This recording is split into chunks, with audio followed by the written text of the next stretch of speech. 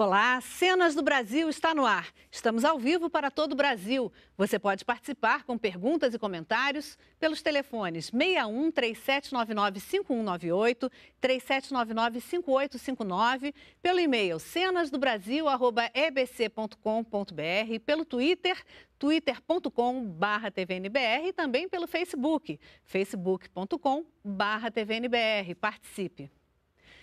Nos últimos 10 anos, 35 milhões de brasileiros entraram na classe média, que passou de 38% da população em 2002 para 53% em 2012, somando hoje mais de 100 milhões de pessoas. Quase 80% dos novos membros da classe média são negros e a ampliação da presença das mulheres no mercado de trabalho é uma das razões para o aumento expressivo de renda dessa população. Para entender esse novo Brasil, a Secretaria de Assuntos Estratégicos da Presidência da República lançou o projeto Vozes da Classe Média, que pretende contribuir para a promoção de políticas públicas que possibilitem a manutenção dessas conquistas. Essa ascensão é sustentável? Que desafios colocam para o governo? O que representa essa transformação na vida da sociedade brasileira, não só no plano econômico, mas também nos valores e comportamentos? Quais os anseios dessa população tão diversa? Hoje vamos conversar sobre essas e outras questões com nossos convidados, Diana Grosner, diretora de projetos da SAI, Secretaria de Assuntos Estratégicos da Presidência da República, e Ricardo Caldas, diretor do Centro de Estudos Avançados Multidisciplinares da UNB, a Universidade de Brasília. Olá, muito obrigada pela presença de vocês. Eu agradeço o convite. Obrigada. Antes da nossa conversa, vamos ver uma reportagem de Mara Kenup, da TV NBR, sobre o projeto Vozes da Classe Média. 2 anos atrás, Antônia, que é casada e tem uma filha, estava desempregada. Morava de aluguel, o marido ganhava pouco e o dinheiro mal dava para comida. Só ele sozinho, como ele ganhava pouco, era bem difícil. E a gente passou por muita dificuldade, mas graças a Deus a gente nunca passou fome. Hoje ela se orgulha do trabalho com carteira assinada. Juntando a renda dela e a do marido, são R$ 1.300 por mês. Os tempos são outros. Há 9 meses, Antônia voltou a estudar, conseguiu financiar a casa própria e, além disso, conquistou novos bens. Já comprei meu armário, comprei o quarto da Yasmin, guarda-roupa, cama.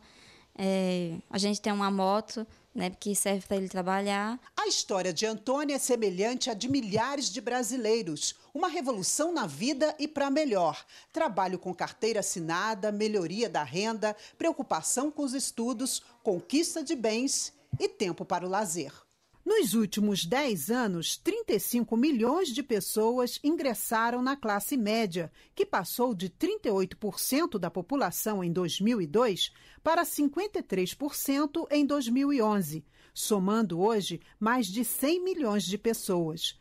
Segundo a Secretaria de Assuntos Estratégicos, são consideradas como classe média as famílias que vivem com renda por pessoa entre R$ 291 e R$ 1.019 por mês. E o governo quer saber quem é essa nova classe média brasileira. Por isso, lançou nesta quinta-feira o Vozes da Classe Média. Elas precisam dizer o que querem, que produto querem, que política social é necessária. E, para isso, nós queremos que ela fale. Ela fale para que o governo ouça, ela fale para que a sociedade ouça, ela fale para que ela garanta a sustentabilidade necessária para que o protagonismo seja real. O projeto está dividido em 2 fases. Na primeira, técnicos analisaram 28 pesquisas já existentes de instituições como IPEA, IBGE, CNI e DIEESE e chegaram às primeiras conclusões.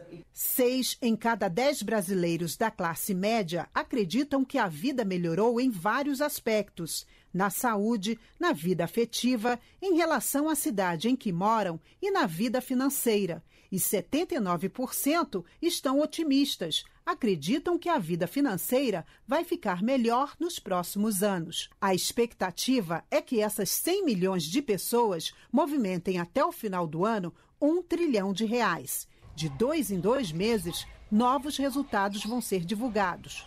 A segunda fase da pesquisa vai ser feita em 10 mil domicílios nas 5 regiões do país durante 5 anos. Assim a gente vai poder oferecer políticas mais customizadas possível, ouvindo as pessoas, ouvindo o que elas necessitam, onde elas querem chegar. Assim nós vamos preparar o Estado para servi-las. O objetivo do governo é oferecer informações aos vários setores da economia e incrementar ações públicas para os brasileiros da classe média, como Antônia, que já passou pela luta da sobrevivência e agora luta para garantir uma vida melhor e se manter na classe média. Planejando o futuro para conseguir um emprego melhor. O desafio para frente é garantir que essas pessoas que ascenderam à classe média continuem o seu processo de ascensão e, para isso, a gente precisa desenhar políticas para isso. Vamos à nossa conversa. Bom, antes de mais nada, Diana, qual é a definição que vocês dão de classe média? A gente viu ali o extrato social, o extrato econômico. É por aí que é definida? Bom, nós utilizamos um conceito que se chama grau de vulnerabilidade, que apareceu numa literatura do Banco Mundial, que se refere à probabilidade das pessoas caírem à condição de pobreza ou permanecerem na condição de pobreza se elas já forem pobres. Para cada ponto na distribuição de renda, tem um grau de vulnerabilidade associado. Isso é, tem uma probabilidade de permanência na condição de pobreza ou de queda da condição de pobreza.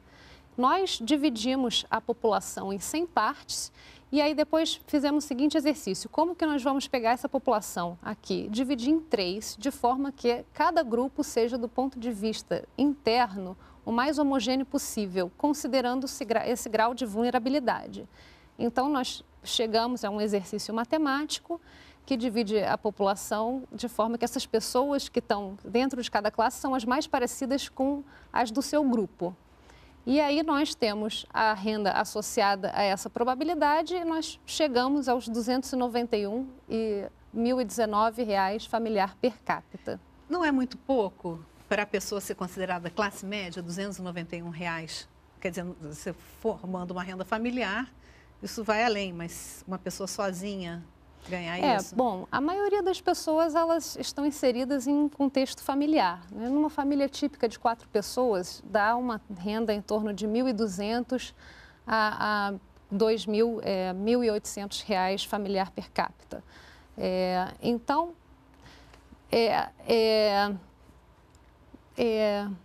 nós achamos que trabalhar com o conceito de renda per capita traduz melhor o bem-estar de cada pessoa, porque às vezes uma família que tem R$ 2.000 de renda familiar, só que tem 10 pessoas, tem um poder de compra muito diferente de quem tem uma renda familiar de 2.000 com um casal, por exemplo. Então, nós preferimos adotar o conceito de renda familiar per capita, mesmo parecendo pouco. Professor, como é que o senhor avalia esses critérios e essa ascensão? Os critérios sempre são passíveis de discussão, né? O que significam R$ 290, o que eles podem gerar em termos de compra, de poder aquisitivo. Né? Mas como foi explicado, né? Quer dizer, foi imaginado o indivíduo dentro de uma célula familiar, né? O que faz mais sentido. Né? Embora o que a gente veja também, houve até uma evolução do conceito de família e também do conceito da própria vivência do indivíduo. Então, a gente tem mais pessoas morando sozinhas, mais pessoas, mais casais sem filhos, né? Então, se a gente imaginar, por exemplo, um resultado recente do IBGE, que 20% das famílias não têm filhos, um quinto, então aí nesse caso o conceito de renda iria para em torno de 580, nem chegaria a um salário mínimo, né? Então é algo que pode ser realmente debatido. Mas como esse projeto, pelo que eu entendi, está no início, eu acho que eles ainda vão poder discutir mais ainda esses critérios e até qual é o ponto ótimo, né? E dentro do CEAM, dentro lá do seu centro de estudos, isso vem sendo também discutido, a nova classe média? A gente discute essa questão do ponto de vista indireto, né? Então, a gente tem um núcleo, por exemplo, de estudos afro-brasileiros, que estuda a questão dos afrodescendentes, que a senhora mencionou, né? Que é um dos grupos que foi beneficiado por essa extensão. Nós temos grupos de jovens, grupos relacionados juventude e infância, grupos relacionados com política social, então indiretamente a gente toca sobre isso. Agora, só um ponto que eu gostaria de adicionar, se for possível, em relação aos critérios, é que também existe um outro tipo de critério que é muito utilizado do ponto de vista comercial, daquelas pesquisas de marketing, né? Aí, para eles saberem se a pessoa pertence à classe média ou não, um dos critérios que era muito utilizado e ainda persiste até certo ponto, era, por exemplo, saber se a pessoa tem televisão em casa, máquina de lavar, geladeira. Para né? definir classe A, B, C, Exatamente. D, né? Então, só estou citando esse exemplo porque só para mostrar que com o tempo é preciso evoluir nesses critérios. Então, uma pessoa que hoje tem, vamos supor, uma TV de plasma, né? Se for há 5 anos atrás, seria considerada rica. Hoje não é considerada necessariamente rica. O próprio CD player, quando foi lançado, era um instrumento... Era inacessível e hoje é a popular. A própria TV comum, a geladeira mesmo. Então, é preciso que haja... Estou dizendo isso porque eu acho que... É dinâmico, né? Exatamente. O mercado e a sociedade exatamente. também. Agora, então... Ediana, o que é esse projeto Vozes da Classe Média? Bom, esse projeto, ele visa preparar o Estado brasileiro para novos desafios que se colocam quando as pessoas saem da condição de pobreza. Pobreza foi muito estudada no mundo. As políticas para fazer as pessoas saírem da pobreza, para aliviar a pobreza, foram muito estudadas. Políticas para a classe média, nem tanto, aliás, muito pouco.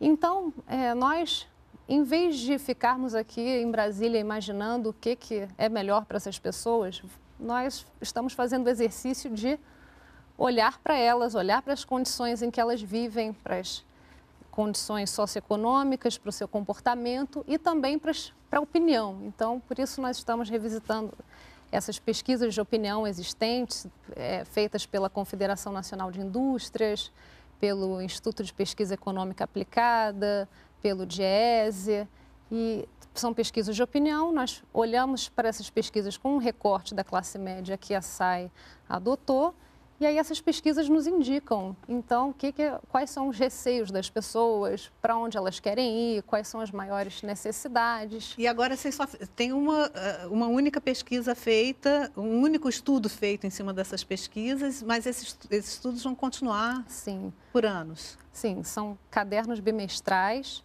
Em cada um nós vamos abordar alguns temas. Nesse tema que vem agora, vai ser lançado no dia 12 de novembro, nós vamos falar sobre desigualdade, diversidade e heterogeneidade. Vamos falar também, vamos mostrar o perfil dos novos entrantes da classe média. Na primeira edição, nós nos preocupamos muito em mostrar o retrato da classe média de hoje. Nessa próxima, nós vamos mostrar quem são os novos entrantes, de que estados vieram, de que regiões, qual a escolaridade, de que setores de atividade econômica. Daqui a pouco, no próximo bloco, nós vamos falar sobre esses resultados preliminares aí desses estudos. Agora, professor, o que representa para a sociedade, para a vida, né, da sociedade brasileira, essa transformação? Em primeiro lugar, eu gostaria só de destacar uma coisa que eu não mencionei, que eu acho que é interessante, é que essa nova classe média ela é possível com a estabilização monetária. Na medida que a gente conseguiu reduzir a inflação, foi possível que houvesse ascensão. E quando a gente tem inflação, ela funciona como se fosse um imposto, especialmente para os grupos de baixa renda. Então, uma coisa que eu acho que é importante nesse projeto, né, é que como a gente tem agora um ambiente macroeconômico mais estável, aí esses grupos de baixa renda que nem conseguiam ser vistos, né, se localizados, eles podem começar a planejar a compra de um bem durável, né, de uma própria televisão que a gente citava, de uma geladeira, que estavam fora do mercado.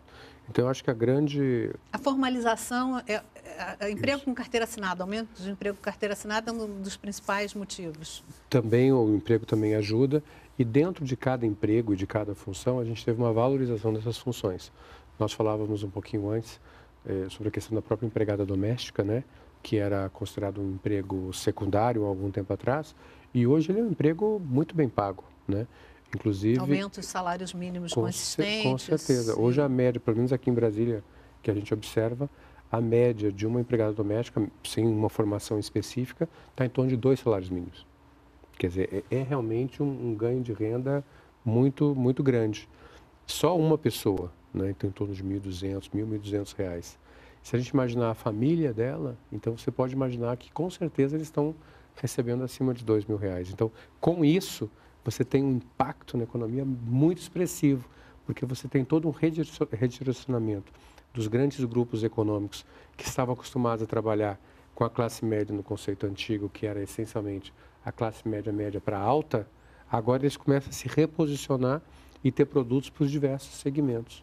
Isso acontece também na área de shopping centers, na área de hipermercados.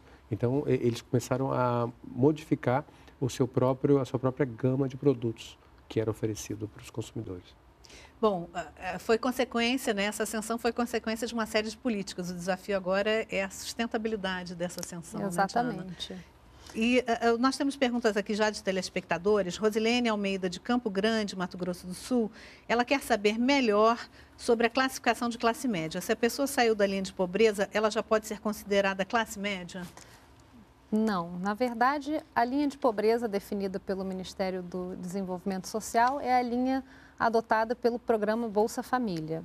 Essa linha é de R$ 140 em julho de 2010. Nós atualizamos essa linha pela inflação, que corresponde à renda familiar per capita de R$ 155. Então, tem esse grupo de pessoas que tem uma renda familiar per capita acima de R$ 155 e abaixo de 291, essas pessoas nós chamamos vulneráveis. São pessoas que saíram da pobreza, mas ainda não conseguiram entrar na classe média. Eu queria só fazer mais umas observações aqui sobre esses limites que às vezes parecem baixos. Primeiro que essa é a classe média brasileira, né? Nós pegamos aqui a distribuição de renda de todo o Brasil, considerando todas as desigualdades regionais. Então, quer dizer, como a gente agregou, às vezes fica um pouco baixo para a classe média em São Paulo, por exemplo, em contraste com a classe média no norte. Mas como estamos olhando para o Brasil, a classe média brasileira, nós podemos dizer com certa tranquilidade que está entre essas faixas. Se nós tomarmos as nossas faixas, considerando a renda familiar, nós chegamos bem perto do conceito do critério Brasil, que é esse ABCDE. Então, nós vimos que nós não erramos tanto assim, mas é porque esses critérios são informados em termos de renda familiar, o que acaba não parecendo tão pouco. E, além disso, quer dizer, a renda mundial, pegando todas as pessoas do mundo, nós temos uma situação hoje que 53% das pessoas do mundo vivem com renda abaixo de R$ 291 familiar per capita. E só 18% da população mundial vive com renda acima de R$ 1.019 familiar per capita. Então, na verdade, o Brasil está até bem posicionado em relação ao mundo, né? Nós estamos com uma classe média brasileira, definitivamente não é a classe média europeia, nem a classe média americana, mas a classe média americana nem a europeia são representativas da classe média mundial. Antes de continuarmos nossa conversa, vamos assistir ao vídeo institucional Vozes da Classe Média.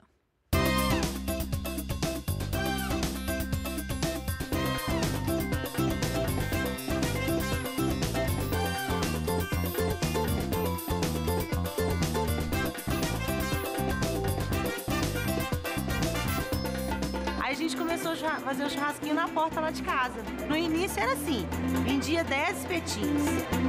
Aí cada dia que passava aumentava mais e mais. Você ter dinheiro, ter liberdade, ter o direito de comprar as coisas. Hoje em dia você trabalha com todos os seus direitos, né? Você é mais reconhecida, você tem mais valor.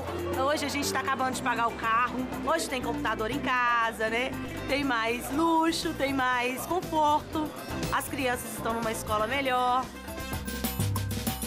Eu trabalhava 5 dias por semana e o dinheiro não dava para fazer a feira. Aí eu pensei o que era que eu fazia para mudar. Daí eu comecei a plantar uns canteirinhos de verdura. Depois eu comecei a crescer a plantação. E mudou muito na minha vida, mudou muita coisa. Eu já comprei uma parabólica, tenho essa motinha que fui sempre crescendo aos poucos. Meu filho é um garoto inteligente e eu estou trabalhando e tentando juntar um dinheirinho para futuramente eu poder pagar uma faculdade para ele. Eu sou brasileiro, sou casado, eu tenho 4 filhos, eu sou feitor de obras. Eu coordeno carpinteiro, armador, pedreiros, serventes. É uma emoção muito grande a hora que você chega na obra de manhã, você envergando um uniforme, o nome de uma empresa, um símbolo de uma cidade. A qualidade de vida melhorou 100%, coisas que a gente só comprava uma vez por mês, agora come-se quase todo dia. Meus sonhos, o primeiro deles me tornar um mestre de obra, que aumentando o meu ganho, aumenta a qualidade de vida da família. O segundo e mais importante de todos mesmo é ver minhas crianças todas formadas. Eu sempre tive vontade de voltar a estudar e eu não voltava porque não tinha jeito, né? E aí de bordadeira passei a ser costureira. Porém, eu fazia uma pequena parte, que é a modelagem e a montagem das peças. Da minha profissão estava meio limitado, não tinha como eu crescer mais. Voltar a estudar agora, por quê? Porque eu queria crescer. Esses são retratos de um novo Brasil. Um Brasil que cria oportunidades para pessoas como a Carla, a Luciana, o Mazurkiewicz, o José Luiz e outros 35 milhões de pessoas que ingressaram na classe média nos últimos anos. Essa é a nova cara da classe média brasileira, que já corresponde a 53% da população. Uma classe que tem características próprias e que tem muito a dizer sobre seus interesses, necessidades e expectativas de serviços públicos, como qualificação profissional, crédito produtivo, educação, saúde, saneamento, segurança e muito mais. Essas mudanças vão além das estatísticas e já fazem parte da vida de cada brasileiro, que agora tem mais oportunidade de crescer e de realizar seus projetos para melhorar de vida. No curso superior, no primeiro negócio ou no emprego com carteira assinada, na viagem com a família, nas compras do supermercado ou do carro próprio, na reforma da casa ou na primeira casa própria. A classe média mostra sua força na construção de um país melhor. Vozes da classe média, porque é ouvindo a população que se constroem políticas públicas adequadas. Nós somos capazes. Eu quero, eu posso, eu consigo.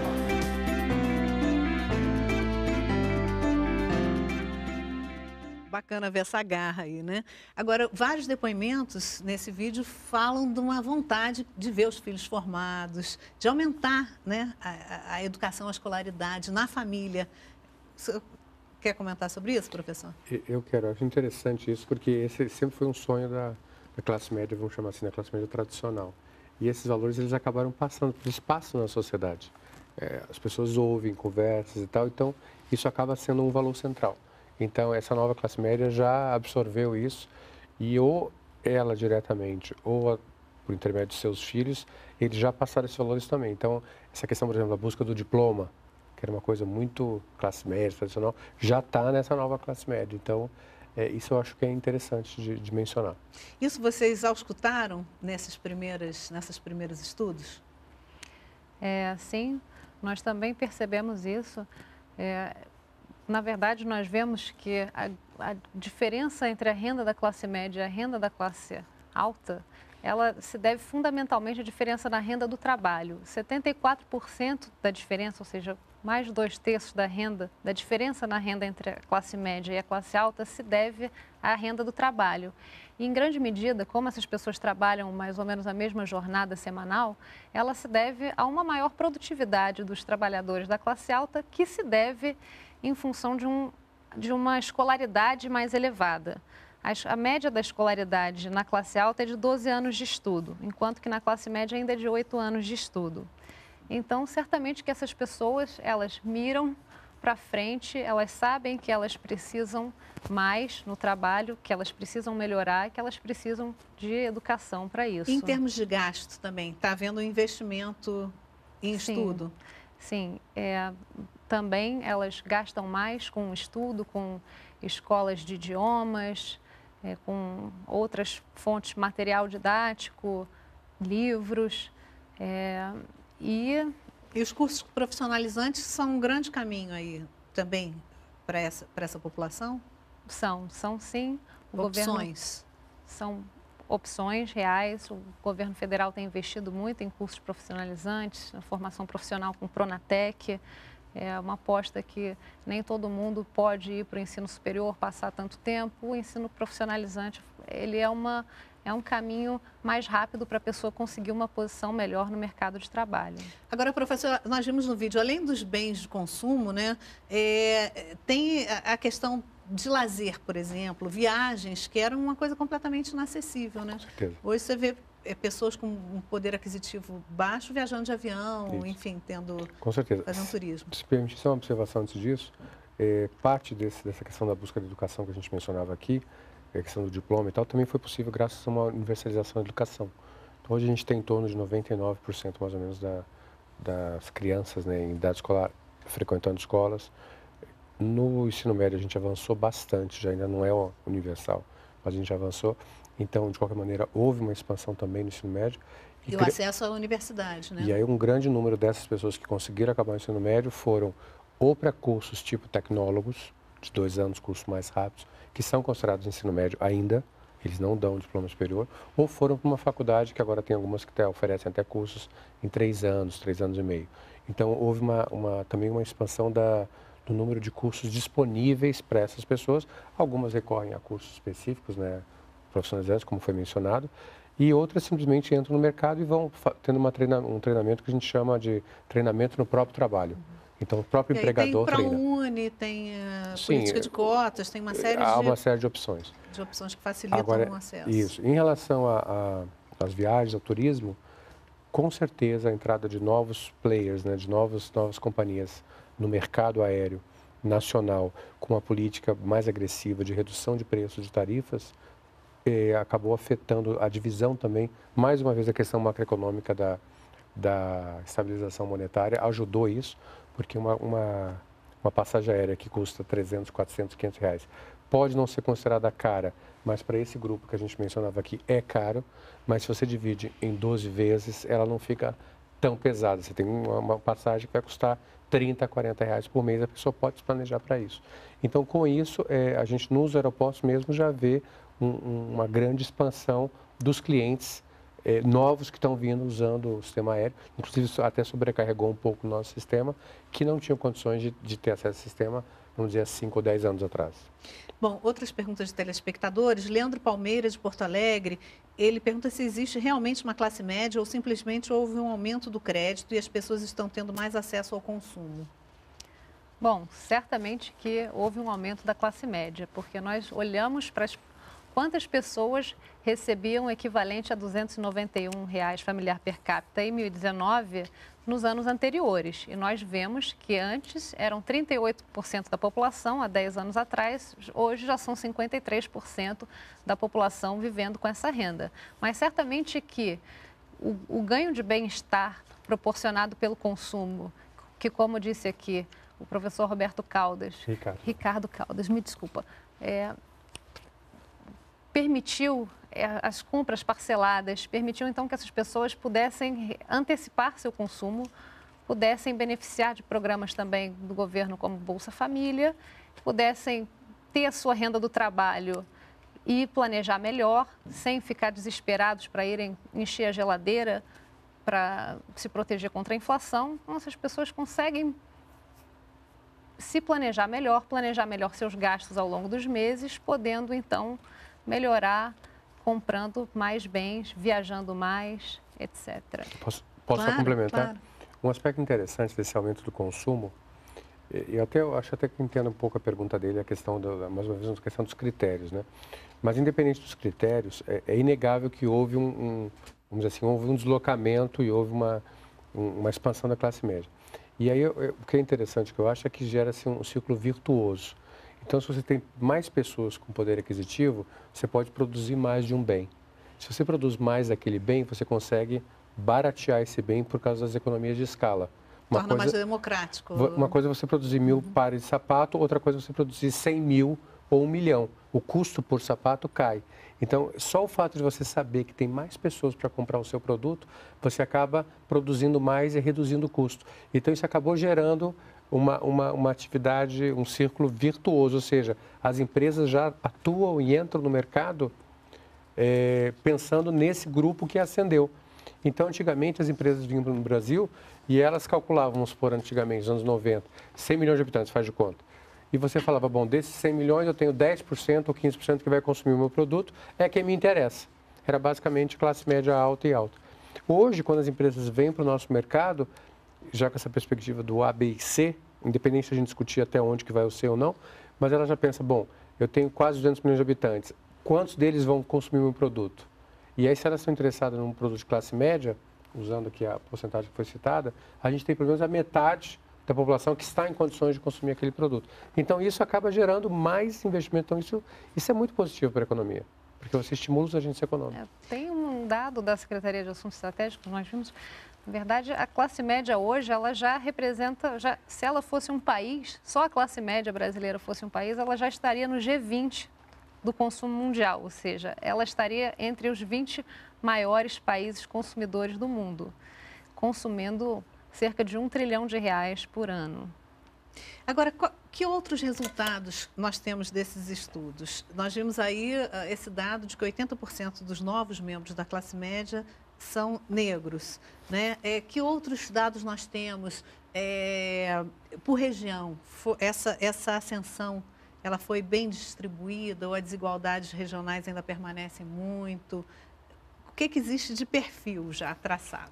Bom, a ascensão, ela não foi bem distribuída, mas porque ela não foi bem distribuída, nós temos hoje um país mais igualitário. A classe média hoje ela é mais heterogênea e mais igualitária do que ela era há 10 anos atrás, porque justamente as regiões que tinham menos gente na classe média foram as que conseguiram colocar mais gente na classe média. Então, Norte e Nordeste foram as regiões que mais cresceram as suas pessoas dentro da classe média. E essa questão, por exemplo, dessa ascensão da população negra, o que possibilitou isso? Qual o resultado ou o que levou a isso? O que levou a isso. Eu acho que, como eu mencionei, a universalização da educação foi um fator positivo. Eu acho que também houve uma mudança cultural no Brasil, na minha forma de ver, em relação ao próprio afrodescendente. Eu acho que todas essas políticas de ações afirmativas que entraram em funcionamento desde os anos 90 e depois, na década passada, reforçando a imagem de integração. O que nós tivemos no Brasil, a gente tem uma vantagem que, ao contrário de outros países, como o próprio Estados Unidos, onde houve uma política deliberada de racismo, nós não chegamos a ter instituições assim separando, fazendo uma exclusão clara. Naturalmente, a gente teve o sistema escravista, obviamente, mas depois disso, depois que houve a abolição, a gente não teve uma política para deliberadamente separar as pessoas. Isso facilitou depois essa absorção. Eu diria que não é que não exista racismo no Brasil, mas foi mais fácil a integração. Então, eu acho que isso também facilitou a ascensão. Na medida que as pessoas passaram a ter educação, naturalmente elas passaram a galgar postos e ter promoções.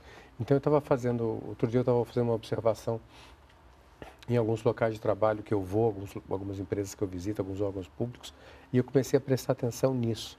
E é interessante como a gente tem realmente no Brasil um quadro miscigenado, que para nós às vezes é até natural, mas não é natural em outros locais. Então, em outros locais houve toda uma luta, todo um movimento muito específico, no caso dos Estados Unidos, né, Martin Luther King, movimentos de direitos humanos, e no Brasil ele veio, digamos assim, com uma série de políticas de apoio. Então, eu acho que a ascensão desses grupos está sendo muito, muito forte, muito positiva. As cotas, que a UNB foi uma das precursoras, das pioneiras, eu acho que também tiveram um papel importante, embora gere muita polêmica, e recentemente o próprio Supremo Tribunal se manifestou sobre elas, considerando que elas são constitucionais, então também tiveram um desempenho. Mas agora a gente vai ter um outro tipo de cota que eu acho interessante e que eu defendo, que eu acho muito positiva, que é das escolas públicas. E eu penso que essas cotas aí então vão gerar um outro círculo virtuoso nessa ascensão, porque os alunos vão ser agora selecionados a partir de escolas públicas que tradicionalmente não conseguiam acesso às grandes universidades federais. Então, realmente, a gente vai ter uma grande mudança na sociedade brasileira nesse aspecto. Mudando a cara da sociedade. Com certeza. Estamos com várias perguntas aqui dos telespectadores. Márcio Brito, ele diz o seguinte: olá, boa noite. A visão da nova classe média para o governo está ligada somente ao empreendedorismo? A mobilidade social está vinculada ao interesse do governo em relação à arrecadação, visto que a maior parte da classe média não são leitores? E corrigindo ao professor, tecnólogo é nível superior, talvez esteja confundindo com nível técnico. ele é considerado... É que existem as graduações já, que não é bacharelado, mas que são Exatamente. formação em nível superior de tecnólogo, né? Tem um grupo justamente desse tecnólogo de 2 anos que ele não tem, dentro da classificação do MEC, um status de nível superior. Tanto é que ele não pode fazer pós-graduação. Então, tem que ver justamente esse segmento. Certo. E essa questão, a visão da nova classe média para o governo está ligada somente ao empreendedorismo? Não, de forma alguma. Nós vimos que grande parte das pessoas que entraram da classe média foram pessoas que entraram no mercado de trabalho formal como empregadas, carteira assinada. Nos últimos 10 anos foram criados em torno de 18 milhões de postos formais com até 2 salários mínimos. Grande parte dessas pessoas entraram nessa classe média. Então, de forma alguma que a classe média se resume a questões de empreendedores. É óbvio que o governo visa também formalizar os empreendedores, criou o programa de empreendedor individual, que criou uma série de condições facilitadoras para as pessoas, trabalhadores por conta própria, se formalizarem e terem acesso a crédito, mas também nós olhamos muito para o mercado de trabalho formal, para os problemas que essas pessoas ainda enfrentam de rotatividade. A rotatividade das pessoas que recebem até 2 salários mínimos é muito maior do que a rotatividade do conjunto dos trabalhadores. Então, um primeiro passo foi fazer essas pessoas entrarem no mercado formal. Um segundo vai ser reduzir a rotatividade, porque aí a empresa se interessa em investir mais no empregado, o empregado se interessa em permanecer naquela empresa que está investindo nele, e nós acreditamos que assim a gente consegue gerar um ciclo vicioso um círculo virtuoso em que o empregado procura se qualificar mais, a empresa investir em qualificação do empregado e assim criarem relações de trabalho mais duradouras. Professor? Eu gostaria só de acrescentar uma coisa que eu acho que é interessante, é que em alguns casos, alguns prestadores de serviço que tinham uma renda bastante reduzida, mais recentemente esses prestadores, até pela sua diminuição, tiveram uma renda com um aumento bem significativo. E a gente pode citar mais uma vez aqueles prestadores de serviço de limpeza que vão às casas diaristas. Hoje uma diarista, pelo menos aqui no Distrito Federal, tem em torno de 60 a 80 reais dia. Se a gente multiplicar essa renda mensalmente, a renda é expressiva.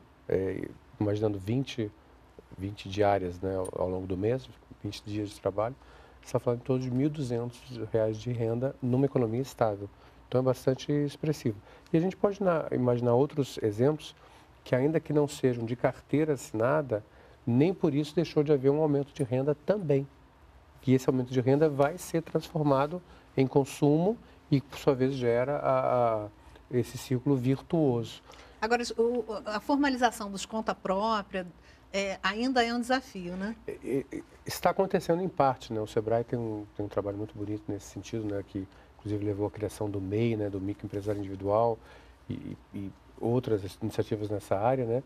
Mas a gente tinha essa fixação muito grande na questão da carteira assinada. Ainda é baixo a porcentagem, se a gente olhar, né, em termos do que foi conseguido, é muita coisa, mas ainda nós temos um número bem alto de que não estão formalizados. Mas empregadas domésticas mesmo ainda é um desafio, né? Ainda é um percentual todas. Muito baixo, comparativamente menos da metade, que poderiam. Mas se a gente olhar pelo outro lado, numa outra perspectiva, no que avançou, em termos de renda que foi obtida, então a empregada hoje está muito menos preocupada se ela tem a carteira assinada, mas mais com a renda que ela obtém. E mesmo que ela não assine a carteira ou tenha a carteira assinada, ela pode também contribuir como autônoma. Então, existem outras opções. Agora, o aumento de renda é inegável. Agora, de qualquer maneira, políticas voltadas para o empreendedorismo são fundamentais para manter essas conquistas? Sim, é óbvio. São pessoas que... Tem pessoas que naturalmente preferem trabalhar no seu próprio negócio. E então nós temos que garantir mecanismos para que elas se profissionalizem. Até porque, só para complementar, até porque algumas dessas pessoas não vão ter tempo ou oportunidade de fazer o currículo escolar normal. Então elas já estão inseridas no mercado, já estão trabalhando, já têm a sua renda. Então para elas é muito mais interessante um curso específico, vamos imaginar uma cabeleireira, que tem uma renda também expressiva, se você imaginar o quanto ela recebe por mês, o número de clientes que ela tem. Um curso que dê um diferencial para ela. Dentro da área dela. Então, para ela, em vez dela, às vezes, ela voltar para um segundo grau e fazer um ensino médio, né, de 3 anos e ir para uma faculdade, para ela é mais interessante fazer um aperfeiçoamento naquela área que ela está trabalhando. Um melhor corte, um outro tipo de pintura, etc., que vai gerar um impacto financeiro no trabalho dela, no salão dela, muito maior. Então, a gente tem que imaginar que essas duas vias, elas vão existir simultaneamente. Aquele que vai para um estudo formal e quer isso para obter o diploma que nós mencionamos, e aquele outro grupo que vai ser empreendedor, porque ele é um empreendedor nato, ele tem a sua loja, ou vende até produtos em algum local, é um vendedor, e quer ter a sua venda. E dali vai crescer. Agora, olha só, ainda há uma dúvida aqui, se o critério, chegou uma pergunta aqui, se a nova classe média é medida só pela renda ou também pelos bens que a pessoa possui. Estão confundindo com a pesquisa brasileira. O critério da Secretaria de Assuntos Estratégicos é medido só pela renda. Existem outros critérios Sim, existem outros critérios, são muitos critérios existentes para a classe média. Até essa enorme multiplicidade de critérios, tanto aqui dentro do Brasil quanto produzida em nível mundial, levou a que a Secretaria buscasse para olhar, para nós acompanharmos esses mecanismos, esses movimentos de ascensão e queda de renda na sociedade brasileira, vamos fixar um critério e olhar sempre para ele. Agora, eu queria tocar num ponto, existe um endividamento muito grande das famílias brasileiras também. Muita gente ingressou na classe média e começou a consumir, muitas vezes além do que poderia, se endividando muito, né? A gente vê esse quadro, né? Qual a avaliação de vocês em relação a essa situação do endividamento da família brasileira, aí no caso das pessoas, dos novos membros da classe média, necessidade de ações de educação financeira, por exemplo? Eu acho que isso acontece em todas as classes, tanto na nova classe média, na antiga classe média, na classe alta e até em grupos de renda mais reduzida. A grande novidade que eu vejo, vamos supor, de 5 anos para cá, é o aumento da oferta de opções de endividamento. Então, por exemplo, servidores públicos têm de baixa renda ou de renda média, eles têm um crédito consignado, pensionistas também. Pois mas a gente começou a ver também um movimento que aí, não sei se tem que haver ações de algum tipo de proteção, né? A gente começou a ver um assédio muito grande de bancos, né, de financeiras, em cima dessas pessoas que aumentaram de renda. Existe essa preocupação do governo, Diana? Sim, existe essa preocupação. Por acaso, a classe média não está tão desesperada assim. Pelo menos a autopercepção das pessoas é que elas não estão tendo tantas dificuldades assim de honrarem seus compromissos. A gente tem um número aqui, a classe baixa, em torno de 40% das pessoas dizem que tem dificuldade de honrar seus compromissos. Na classe média, são menos de 30%. Na classe alta, esse número fica em torno de 20%. Aqui reforçando que mesmo as pessoas que estão na classe alta têm uma parcela delas que se preocupa, que tem uma certa dificuldade em honrar seus compromissos. Bom, nós temos aqui várias perguntas de telespectadores, como o nosso tempo é curto, eu vou pedir para vocês responderem brevemente. Renato Albuquerque Oliveira, de Belo Horizonte, ele quer saber se a rede de serviços públicos está preparada para atender essa nova classe média. Bom, quais serviços? Todos? Está falando de uma forma geral. Bom, vou responder aqui um pouco com base no que nós vimos. A classe média, ela avalia, as pessoas em geral avaliam um pouco melhor os serviços de saúde em relação ao privado do que elas avaliam a educação. Quer dizer, elas avaliam que na educação existe uma maior diferença entre o público e o privado, na saúde uma diferença não tão grande assim. Certamente que essas pessoas que ingressaram na classe média, agora elas já têm opção, já começam a ter opção de procurar escolas particulares, hospitais privados, e o Estado brasileiro tem que melhorar seus serviços para essa preocupação grande com a educação de qualidade. Exatamente. E em relação à segurança, impostos, existe esse tipo de colocação? Bom, com relação a impostos, nós não vimos tanta diferença entre as classes. Elas todas acham que pagam muito imposto, mas não tem uma preocupação específica da classe média ou da classe alta ou da classe baixa. Tá. As principais aspirações é melhorar no trabalho, se manter empregado e que os filhos se formem. É Exatamente. Isso, basicamente? Principalmente da classe média, com o alívio da pobreza, elas conseguem olhar mais para o futuro, planejar melhor, sobretudo planejar a vida dos seus filhos, planejar o futuro dos filhos. Professor Alberto Campos de Fortaleza, ele fala o seguinte: a gente sabe que os jovens estão tendo mais acesso às universidades e à educação fundamental. As famílias estão gastando mais com escolas particulares? Existe esse dado?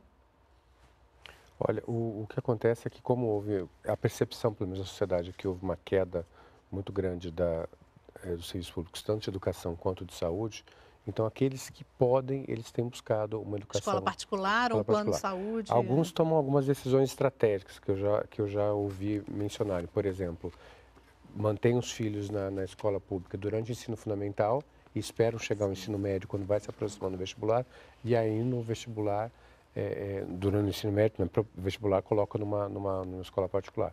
Agora, o que eu acho também que deve ser mencionado e relativizado é que às vezes a escola particular é a escola particular da realidade dele. Então, por exemplo, num bairro de baixa renda, ou mesmo numa comunidade, pode ser que ali tenha uma creche particular, um jardim de infância, ou um pré-primário, ou uma escola fundamental particular, que é particular para aquela realidade.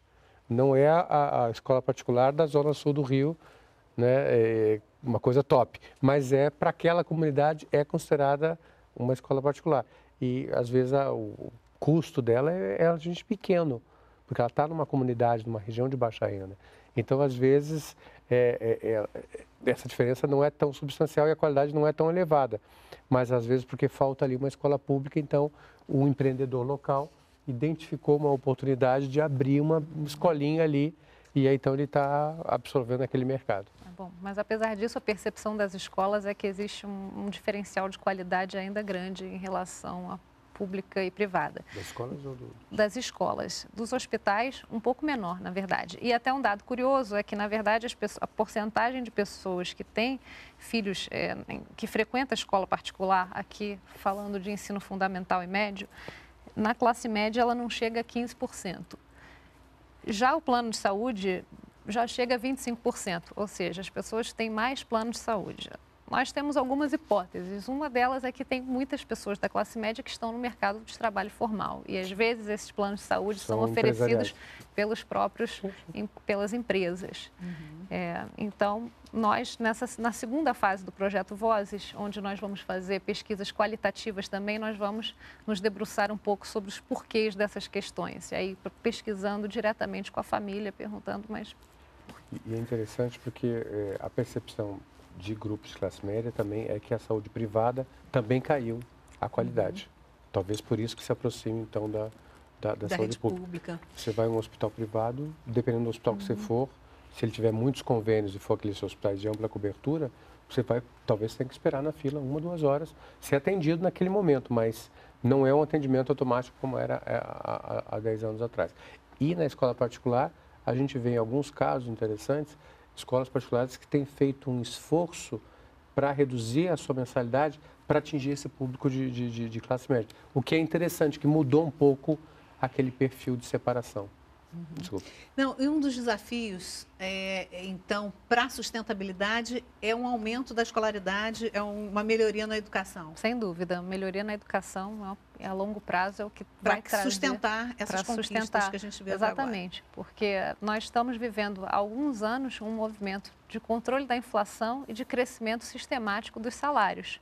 Só que esse crescimento dos salários ele só vai ser sustentável se também se vier acompanhado de um aumento da produtividade dos trabalhadores, um aumento da produtividade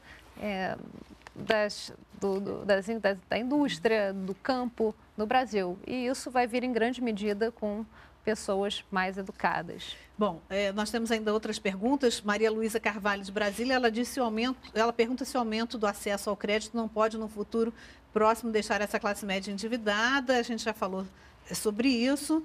Tomás Edson, de Brasília, pergunta como foi calculado o tamanho de amostra ideal para o estudo e qual a margem de erro.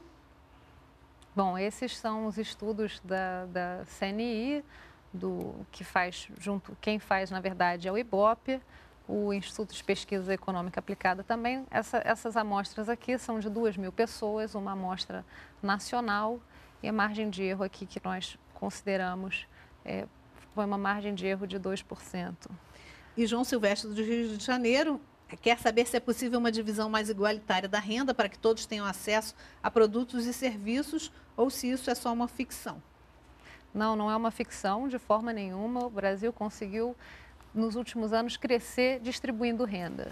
Então, quanto mais pobre a pessoa era, maior a renda cresceu. Na verdade, a renda, o mais rico foi o que cresceu menos. Então, a desigualdade ainda é grande, mas vem diminuindo exatamente, bastante. A desigualdade ainda é muito grande, mas ela vem diminuindo. Se continuarmos nessa trajetória, porque nós queremos garantir um crescimento que amarre essas pessoas, um crescimento que consiga levar essas pessoas adiante. Né? Bom, nosso tempo chegou ao final, vou dar 1 minuto para cada um, para o recado final de vocês. Professor? Eu diria que o mais importante de qualquer sociedade é realmente a questão da educação. A gente não pode falar em ascensão social sem educação. Então, a prestação de serviço no Brasil, a qualidade dela ainda é muito baixa, considerada padrões mundiais. Então, o que pode mudar isso, o que pode gerar um novo crescimento econômico com qualidade é a educação. Né? E claro que para melhorar a distribuição de renda, a gente também precisa de crescimento econômico. Então, porque as pessoas às vezes imaginam que é só ir lá e tirar renda daqui e dali, não é isso. Na verdade, o que oferece novas oportunidades é o crescimento econômico sustentável. Novos investimentos que gerem melhor distribuição de renda e com educação. Para maiores informações, o site do CEAN, do Centro de Estudos da UNB, é www.unb.br/CEAN. Está aí na nossa tela. Muito obrigada. Eu agradeço o convite. Diana. Bom, aqui também reforçando a agenda que a Secretaria de Assuntos Estratégicos está imaginando é uma agenda de valorização do trabalho, uma agenda que puxe pelo trabalho, tanto o trabalho empreendedor, o trabalho com carteira, que puxe os trabalhadores para se qualificarem, que puxe pela educação, o aumento da produtividade e também uma agenda de proteção e segurança. Quer dizer, vamos incentivar as pessoas a formarem poupança, educação financeira para as pessoas perceberem a importância de poupança, também microseguros para que as pessoas possam se livrar dos riscos desnecessários e aproveitar as oportunidades. Né? Nós imaginamos que aproveitar oportunidades envolve riscos, vamos eliminar aqueles que são desnecessários e deixar as pessoas aproveitarem esse bom momento que nós estamos vivendo no país. Para maiores informações sobre o projeto, sim, por favor, as pessoas podem acessar o conteúdo dos cadernos aqui, Vozes da Classe Média, em edições bimestrais no site da Secretaria de Assuntos Estratégicos, www.sai.gov.br. Muitíssimo obrigada pela participação de vocês. Obrigada, Lúcia. Obrigada, Ricardo. Cenas do Brasil fica por aqui. Hoje falamos sobre a nova classe média. Agradecemos a presença de nossos convidados, Diana Grosner, diretora de projetos da SAI, Secretaria de Assuntos Estratégicos da Presidência da República, e Ricardo Caldas, diretor do Centro de Estudos Avançados Multidisciplinares da UNB, Universidade de Brasília. Agradecemos também a sua audiência e a sua participação. Você pode rever este programa no YouTube, youtube.com/tvnbr, e mandar sua sugestão para o nosso programa pelo endereço eletrônico cenasdobrazil@ebc.com.br, pelo Twitter, twitter.com/tvnbr e pelo Facebook, facebook.com/tvnbr. Sua opinião é muito importante para nós. Na semana que vem, novas cenas, novas questões. A gente se encontra, até lá.